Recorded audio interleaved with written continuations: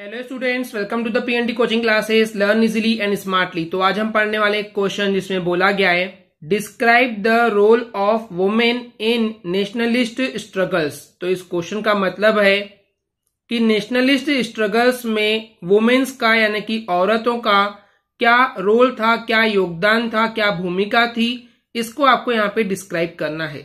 तो यहाँ पे स्टूडेंट्स एक वर्ड है नेशनलिस्ट जो कि नेशन से बना हुआ है। नेशन यानी होता है देश, और नेशनलिस्ट का मतलब होता है ऐसे लोग जो कि अपने देश को आजाद होते हुए देखना चाहते हैं, इंडिपेंडेंट देखना चाहते हैं। तो ऐसे लोगों को हम बोलते हैं नेशनलिस्ट।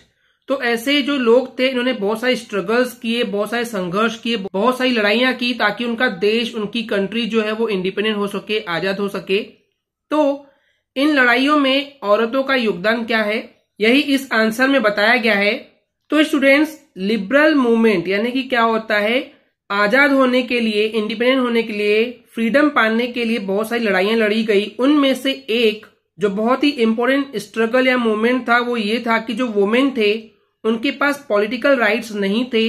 पॉलिटिकल राइट्स नहीं थे इसका मतलब ये है कि वो लोग वोट नहीं दे पाते थे जब भी इलेक्शन, चुनाव होते थे। तो इस तरीके से वुमेन को पॉलिटिकल राइट्स देने के इस मुद्दे पर, इस इशू पर बहुत सारी बहसें हुई है, बहुत सारे विवाद हुए हैं, लड़ाई झगड़े हुए हैं इस मुद्दे पर भी। तो यहाँ पे जो वर्ड है कंट्रोवर्शियल, इसका मतलब होता है कि एक ही पब्लिक डिस्कशन का मुद्दा रहा है और हमेशा से आफ्टर द डिस्कशन वुमेन्स को ये पॉलिटिकल राइट्स नहीं दिए गए हैं। उस चीज को डिसएग्री कर दिया गया है कि उन्हें पॉलिटिकल राइट्स दिए जाए कि वो भी इलेक्शन में पार्टिसिपेट कर पाए, अपना वोट दे पाए, या उन्हें और कोई भी राजनीतिक यानी कि पॉलिटिकल अधिकार प्राप्त हो। तो इस तरीके से आजादी की लड़ाई के अलावा ये भी लड़ाई बहुत इंपॉर्टेंट थी, ये इश्यू बहुत इंपॉर्टेंट था जिसमें बहुत सारी बहस हुई है कि वुमेन को भी पॉलिटिकल राइट्स दिए जाने चाहिए। एंड इस मुद्दे में बहुत सारी औरतों ने पार्टिसिपेट किया, वो भी एक्टिवली पिछले कुछ सालों से।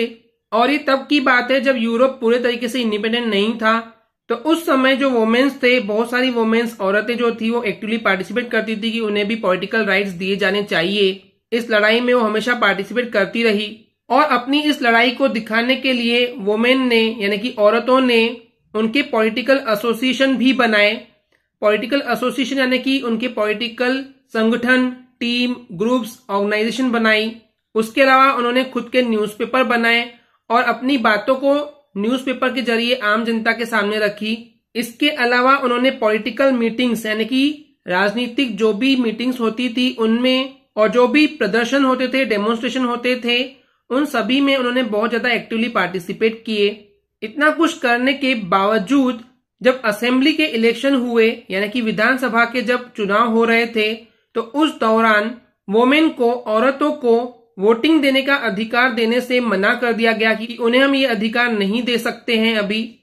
तो यहाँ पे जो वर्ड है सफ्रेज यानी कि वही वोट देने का राइट यानी अधिकार। तो जब विधानसभा के चुनाव हो रहे थे तो उस दौरान औरतों को वोट देने के अधिकार देने से मना कर दिया गया था। और उसके बाद फ्रैंकफर्ट में जब पार्लियामेंट हो रहा था, तो स्टूडेंट्स यहाँ पे फ्रैंकफर्ट एक प्लेस का नाम है, एक सिटी है जर्मनी की। तो वहां पे जब पार्लियामेंट की मीटिंग बुलाई गई, पार्लियामेंट की मीटिंग क्या होता है स्टूडेंट्स, जहां पे जिन नेताओं को आपने चुना है वो सभी वहां मीटिंग के दौरान सरकार को कैसे चलाया जाए, कैसे गाइड किया जाए, किस तरीके से कंट्रोल करते हैं, ये सब डिस्कशन होता है पार्लियामेंट में। तो जब फ्रैंकफर्ट में पार्लियामेंट की मीटिंग बुलाई गई, कन्वेंट यानी बुलाई गई, और ये मीटिंग बुलाई गई थी फ्रैंकफर्ट के एक चर्च में जिसका नाम था सेंट पॉल। तो वुमेन के, औरतों के इतने संघर्ष, इतनी लड़ाइयों के बाद उन्हें इस फ्रैंकफर्ट पार्लियामेंट में एडमिट किया गया यानी कि एंट्री दी गई। लेकिन यहाँ पे वो सिर्फ विजिटर गैलरी में खड़े रह करके देख ही सकते थे, ऑब्जर्वर्स का काम कर सकते थे यानी कि देखने का काम कर सकते थे।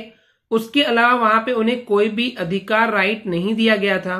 तो इस तरीके से वुमेन ने, औरतों ने देश को आजाद कराने के इस स्ट्रगल में बहुत ही इंपॉर्टेंट रोल यानी कि महत्वपूर्ण भूमिका निभाई थी। ओके स्टूडेंट्स, क्लियर है? आई होप स्टूडेंट्स आपको क्लियर हो गया होगा। अगर आपको हमारी वीडियो से कुछ भी सीखने मिला या नॉलेज मिला तो प्लीज हमारे चैनल को सब्सक्राइब कीजिए एंड वीडियो को लाइक जरूर करें। आज के लिए इतना ही, थैंक यू।